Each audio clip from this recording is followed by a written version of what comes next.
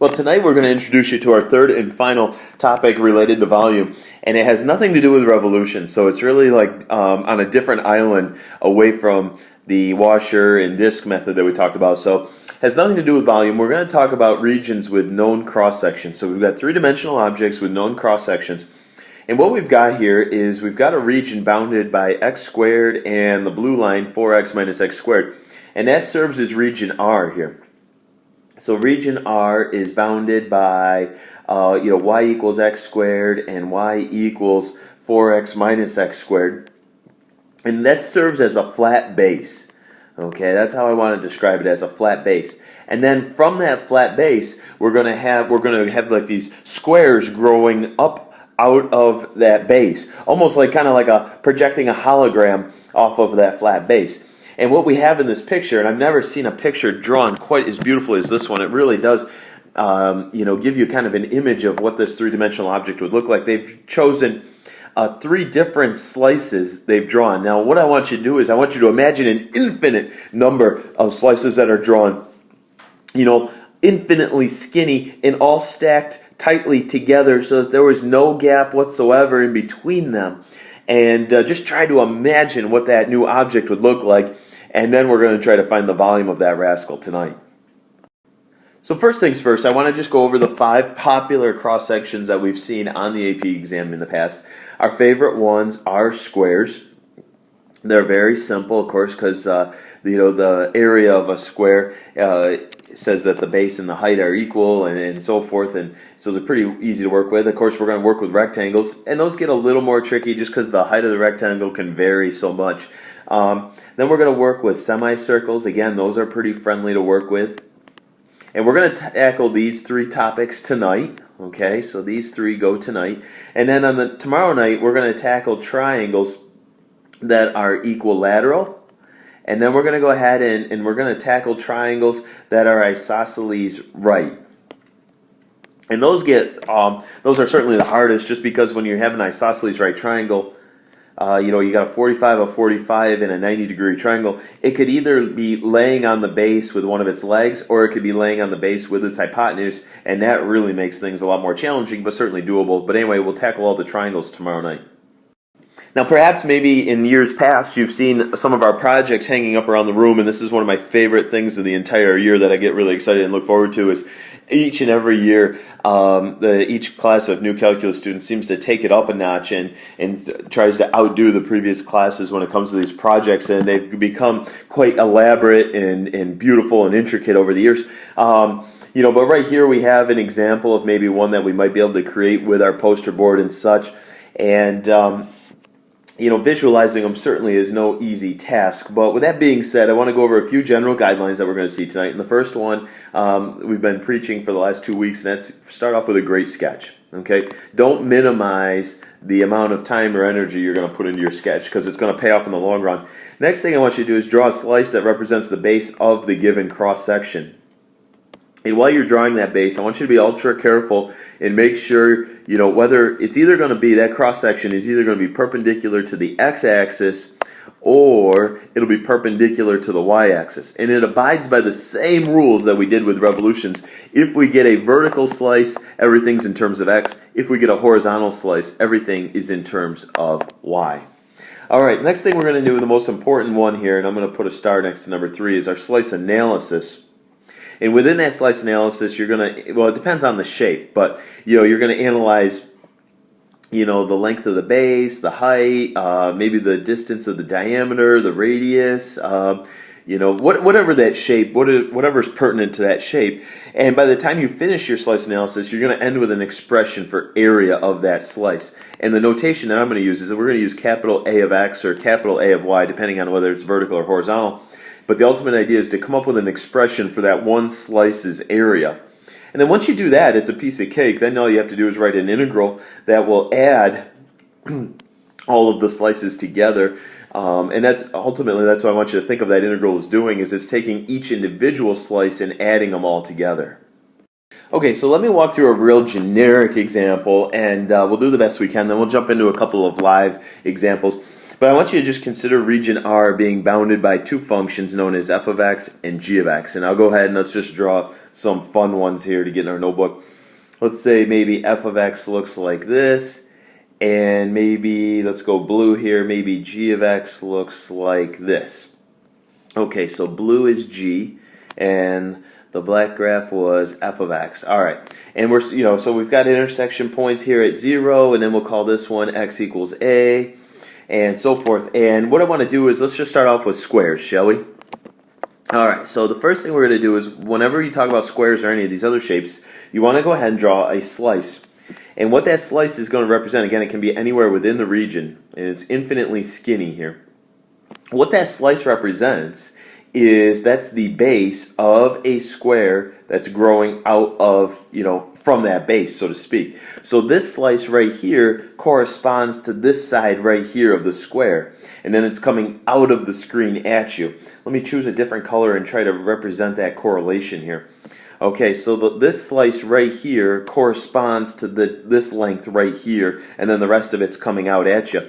So as I go through my slice analysis, I would start off by saying, well, how big's the base? Well, the length of this rectangle will always be the length of your base, and that would just be upper minus lower. That's the length of your base. Now the height, because it's a square, is going to be exactly the same. Of course, with a rectangle, that h is going to change. So therefore, the area of one little slice, and I'll call this a of x, is going to be base times height, which in this case is the quantity f of x minus g of x squared. Okay, just like that. And then the last thing you're going to do is you're going to say, well, volume, all that is the integral of area with respect to x, from bounds a to b. In this particular case, making it specific to this problem, I'm going to say the volume is the integral from 0 to a, that's where the region started at 0 and ended at a, of the quantity f of x minus g of x, all wrapped up and squared. So generically speaking, that's how I would set up my slice analysis. I would get to a point where I've found my area, and then I would throw the integral on there, and that would now be my volume. So if we stick with the example that I flashed on the screen earlier tonight, we've got region R. It's bounded by y equals x squared and y equals 4x minus x squared. And so what I would do is I would start off with a very simple slice here. I'll just piggyback off of one that's already there, the big one right in the middle. And the length of that slice is going to serve as my my base of my square. And that would simply be 4x minus x squared minus, in this case, x squared. Okay? And if I clean that up a little bit, I'm going to get 4x minus 2x squared. Unfortunately, the x squareds did not cancel, and I now had that. Now, because it's a square, the height's going to be exactly the same length, whatever that is. The area of one slice is going to be the quantity 4x minus 2x squared, because it was base times height. And then the volume is simply going to be the integral from 0 to 2, just because that's where it stopped, of the quantity 4x minus 2x squared. Now, one of the things you'll notice, what's a big difference between this volume and maybe the one we did for revolutions? There's no pi anymore. That's a big one. And, we're squaring the entire quantity, which is a lot different than what a washer was when we were squaring each individual radii. Now, I think this goes without saying, but maybe I should have emphasized it more earlier, is we're putting 100% of our energy into our setups tonight, knowing that we, feel very strong at evaluating these integrals and where to go from there. So we're just putting all of our energy into the setups, understanding where the setup comes from and how to build it. So now all of a sudden I want to use the same base, I want to use the same flat base, region R, but instead of squares, I want to talk about semicircular cross sections. So let's put our energy into examining a semicircle. Okay, so the first thing I'm going to start off with is my slice. I'll piggyback it off, again, one that was already drawn within the region. And the length of that slice is going to represent the length of your diameter. So upper minus lower is the length of your diameter. And my diameter turns out to be 4x minus 2x squared. Now your radius, interestingly enough, is exactly half of your diameter, so that's going to be 2x minus 1x squared. Sometimes it won't divide so nicely by 2, and you just gotta deal with it. Now the area of one slice of a semicircle is going to be 1/2 pi r squared. So in this case, the area is 1/2 times pi times your radius squared. Notice how we're taking real baby steps, building up that till we get to the expression for area. Now we're going to put it all together. We're going to slap the volume on there, and we're going to say we got 1/2 of pi, integral from 0 to 2, and the radius being squared. And this expression right here would tell us the volume of this strange three-dimensional object whose cross-sections are semicircles. Alright, I want to do one more shape here tonight. We talked about squares, we talked about semicircles. I want to get into some rectangles right now. And I'm going to stick with the same base we just had in the last examples. Unfortunately, I don't have the same beautiful picture for you, but we'll stick with x squared and 4x minus x squared as our two objects. We're going to go ahead, we're going to draw a slice. And that's the length of that slice right there represents the base of my rectangle. So again, that's 4x minus x squared minus x squared. And of course, that cleans up to 4x minus 2x squared. Now, in this particular rectangle, and they will always define who the height is for you. In this particular time, they happen to say that the heights are going to be 3 times the length of each base. So I'm just going to say 3 times the quantity 4x minus 2x squared. Now the area of one slice of a rectangle now is going to be base times height. So I'm going to say it's 3 times 4x minus 2x squared squared. Alright. And then the volume is going to be, there's no pi involved obviously, it's just the integral from 0 to 2. I could pull the 3 out, smart idea, and then you've just got 4x minus 2x squared squared, and that's your setup for rectangles. Alright, we're going to change the region R just to spice things up a little bit. We're going to say let region R be in the first quadrant bounded by 3 radical x and y equals 6. So now, you all know what radical x looks like. We're just going to, the 3 is just a multiplier and it makes it a little bit taller. Of course, you could generate a table of values. We're not allowed to use our calculator on this particular problem. Of course, if we substituted a 0, we'd get 0. If we substituted a 1, we'd get 3. If I substituted a 4, I would get 6. Notice I skipped 2 and 3, and so we get that nice looking curve right there. And then we're going to draw a line at y equals, oops, not x equals 6, y equals 6. Alright, and the y-axis. So I'm going to try to find a lighter color here. That's my region.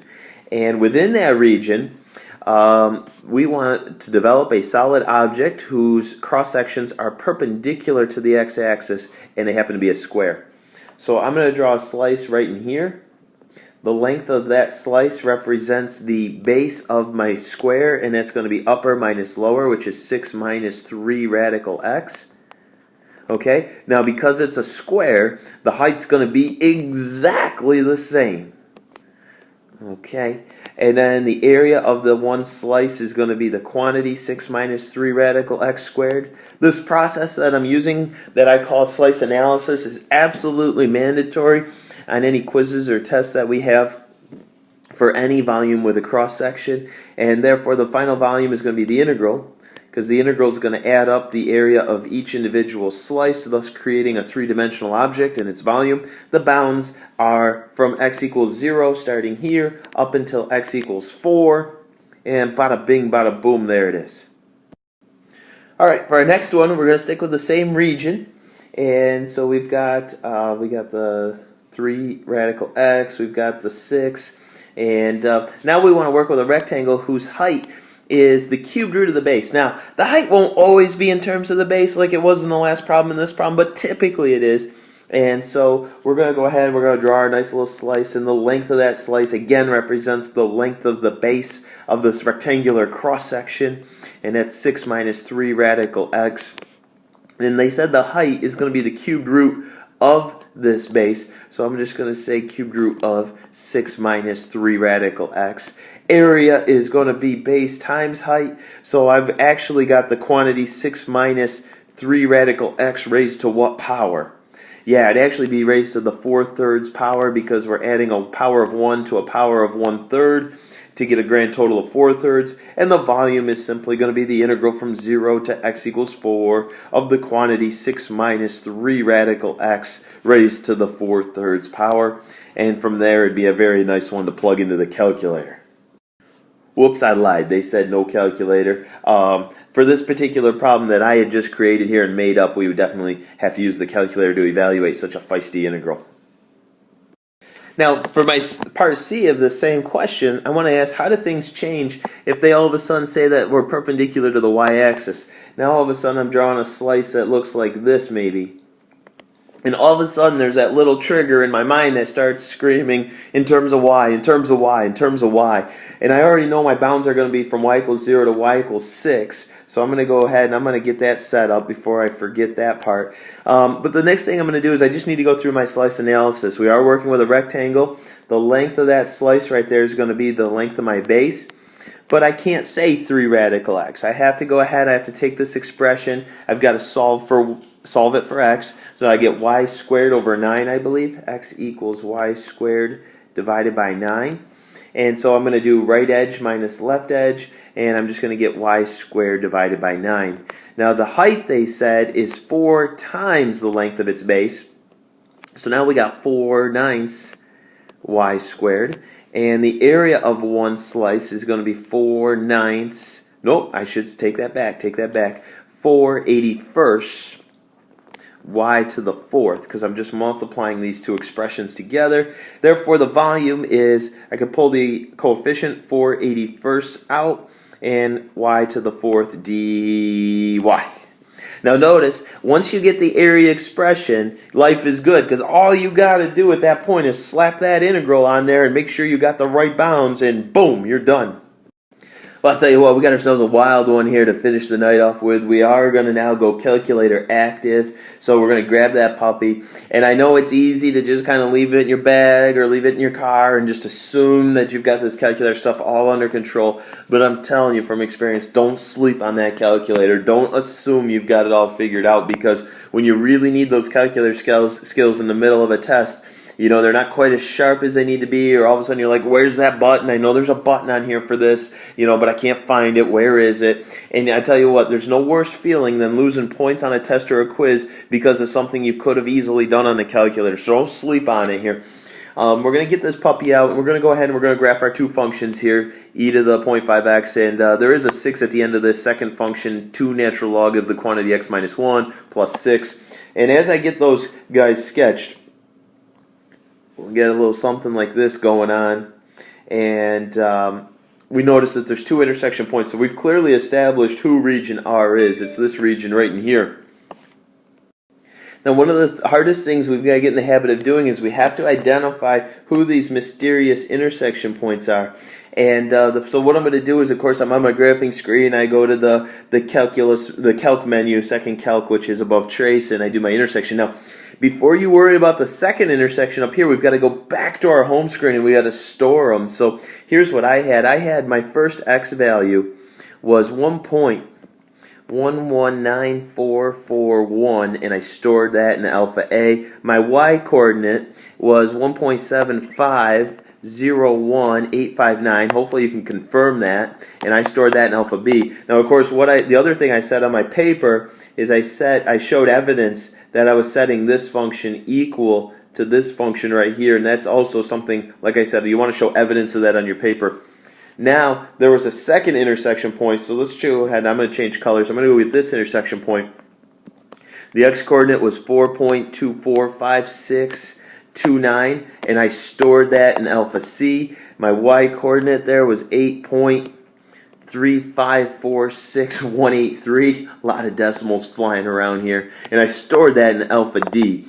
And it's like, I haven't even read the rest of the question yet, but I'm storing all my x's and y's because you never know whether you're going to do vertical or horizontal slices and so forth. So I'm ready for anything that they can throw at me. And then from this point on, I'm not going to worry about writing down all these decimals. I'm just going to be able to go alpha A, B, C, or D, depending on which one I want to grab. So to begin with here, why don't we, let's not worry about part B yet. Let's just jump in. I'm going to create part A right here. And let's say I want, let's do semicircular cross sections. And I want them perpendicular to the x-axis, okay? Semicircles perpendicular to the x-axis. And let's go ahead and we'll build them. I might have to squeeze it down here. Now again, as you draw your slice here, that slice represents your diameter, and then of course the circle is kind of bubbling out towards you. And the diameter is going to be upper minus lower, and that's going to be 2 natural log of the quantity x minus 1 plus 6 minus e to the 0.5x. Alright, now your radius is going to be exactly half of that. So I'm going to say the radius is 1/2 of the entire quantity, 2 natural log x minus 1 plus 6 minus e to the 0.5x. Woo! And the area of one little slice is going to be 1/2 times pi times this entire radius squared. Now, you'll notice I got a lot of parentheses flying around here, and I need to stay very organized, and I like to alter the size of my parentheses just so they can show their relation to one another, who's outside and who's inside and all that jazz.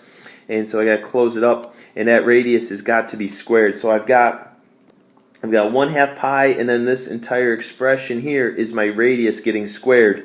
Now what you'll notice, if I do clean that up a touch, by the time I square the 1/2, that becomes a 1/4, and then 1/4 times this 1/2 gives me 1/8 pi. So every time that I do a semicircle, I'm getting 1/8 pi every single time. And I'm going to go from alpha A to alpha C. Those are my respective x values. And then I've got this in quantity 2 natural log of x minus 1 plus 6 minus e to the 0.5x all squared with respect to x, of course. Alright, now not to be outdone, let's go finish part B and then we'll call it a night, shall we? This time in part D, they want us to work with rectangles that are perpendicular to the y-axis. Oh my goodness gracious.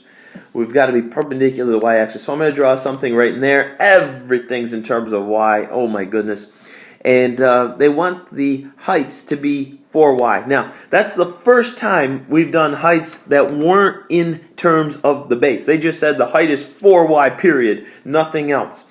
And so I just got to work on the length of my base. So as I get ready to rewrite these functions so that they're in terms of y, aka solve them for x, I need some space, you know what I mean? So I'm going to get my screen way down here. And the first function was y equals e to the 0.5x. This is tremendous review. This has nothing to do with calculus. This is just good old-fashioned review. I'm going to take the natural log of both sides, which kills the e, and then I'm going to divide by 0.5, and that's going to give me 2 times the natural log of y equals x. And that will be my right-handed function. Okay. The other function was a little bit feistier looking. There's going to be a couple more steps involved. I'm going to subtract the 6 over first, and then I'm going to divide that by 2. Okay. Now, what I'm going to do right now is I'm going to convert this to an exponential function. There's an e right here, so I'm going to say e raised to this power equals that quantity. Going to just go around the world, as I like to say. So we've got e raised to the y minus 6 divided by 2 power equals the quantity x minus 1. Last but not least, let's go ahead and add the 1 over. So we've got x isolated, and this would be my left-bounded function. So as I go to set up my slice analysis for my rectangle, and hopefully you still have a good sketch in front of you, although I can't see it on my screen here. We're going to say that the base is going to be right minus left.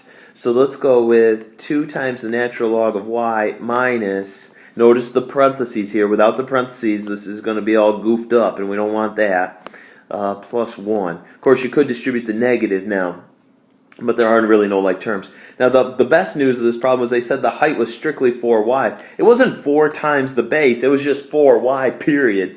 And now the area is, again, I'm going to cheat just a little bit here. Of course, it's base times height, and you can see those above. So the volume is going to be the integral from, it's going to be from alpha b, that's my lowest point, to alpha d, my highest point, base times height. So I'm going to say 4y times 2 natural log of y minus, give my other set of parentheses in there. Is this one impressive looking problem or what? And what are you going to put on the end of that rascal? Don't forget your dy. So that's, ladies and gentlemen, is my tremendous setup for a rectangular. slice that is perpendicular to the y-axis, as two lovely functions, of course. So hope you are successful tonight. We'll tackle all the triangles tomorrow. Don't forget your slice analysis, and we will see you tomorrow.